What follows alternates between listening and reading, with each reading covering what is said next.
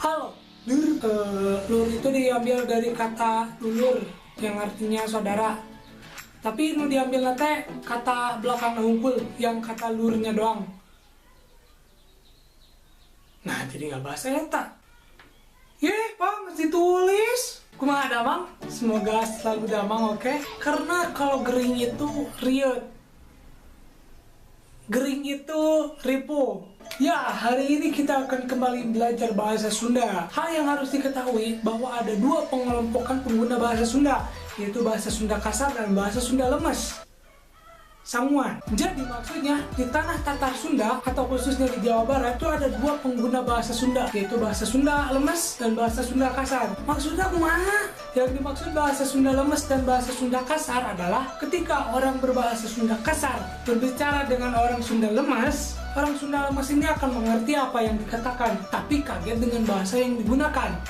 Contoh, geus di mana sih ya? Aing neneangan kababaturan sia nanya ke noge uno apaleun. Sia geus di mana kan? Ya, seperti kata sia, aing itu kan bahasanya bahasa Sunda kasar. Nah, kalau dipakai ngobrol sama orang Sunda lemes, mereka akan mengerti. Tapi kaget dengan bahasa yang digunakan. Karena orang Sunda lemes ini jarang-jarang gitu pakai bahasa Sunda kasar. Itu juga kalau lagi marah. Beda sama orang Sunda lemes yang kalau ngobrol sama orang bahasa Sunda kasar, orang Sunda kasar ini gak bakalan mengerti apa yang dikatakan sama orang Sunda lemes ini. Contoh, bro, tadi kemana kok abdi di pilarian nih ngante aya? Abdi teh milarian maroskeun karena rencangan oge teh aya nu terangan.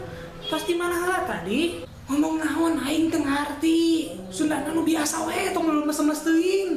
Tah gitu sih. Contoh kata lainnya kayak sanggem, panginten, sapertos, itu kemungkinan kecilnya mereka nggak ngerti gitu. Contoh pengguna bahasa Sunda lemes itu kayak Bandung, Subang, Purwakarta, Cianjur. Kalau daerah pengguna bahasa Sunda kasar itu kayak Indramayu, Cikarang, Karawang. Jadi misalkan kalau kalian ke Subang, terus di terminal dengar ada orang yang ngomong kasar, kalau kalian tanya pakai bahasa Sunda lemes, itu mereka pasti ngerti. Ingat loh, nggak boleh keliru. Soalnya saya pernah punya temen orang Jawa, terus dia ke Subang dengan orang Sunda pakai bahasa kasar, terus dia bilang kalau orang Subang itu pengguna bahasa Sunda kasar. Padahal emang enggak. Coba kalau dia tanya pakai bahasa Sunda lemes, pasti orang Subang tersebut mengerti apa yang dikatakannya. Kaku gitu anjir bahasana.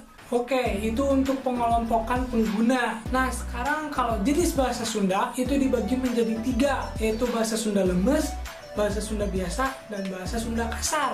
Nah, untuk tutorial sekarang, orang bakal ngasih beberapa jenis kata bahasa Sunda yang mungkin sering didengar sama kalian. Kita bikin kayak tabel, Kayak di sini kita membagi menjadi 4 tabel, yaitu bahasa Indonesia, bahasa Sunda lemes, bahasa Sunda biasa, dan bahasa Sunda kasar. Mereka baca berenang tuh nanti. Kayak mulai dari kepala. Sunda lemesnya itu mastaka, Sunda biasanya itu sirah atau bulu, Sunda kasarnya itu babatok, terus mata, pecah, panon, hidung, pangambung, irung, cucungik, mulut, lambai, bibir atau baham. Sunda kasarnya sungut.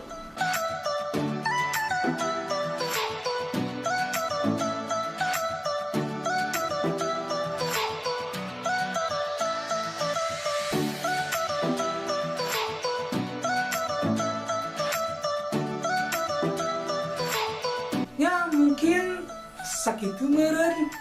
Nanti mah untuk tutorial berikutnya kita akan menggunakan bahasa Sunda lemes dan biasa. Mungkin ya kasar-kasar mah sulap selip lah. Silahkan komen kata apa lagi yang mungkin can disebutkan kurang.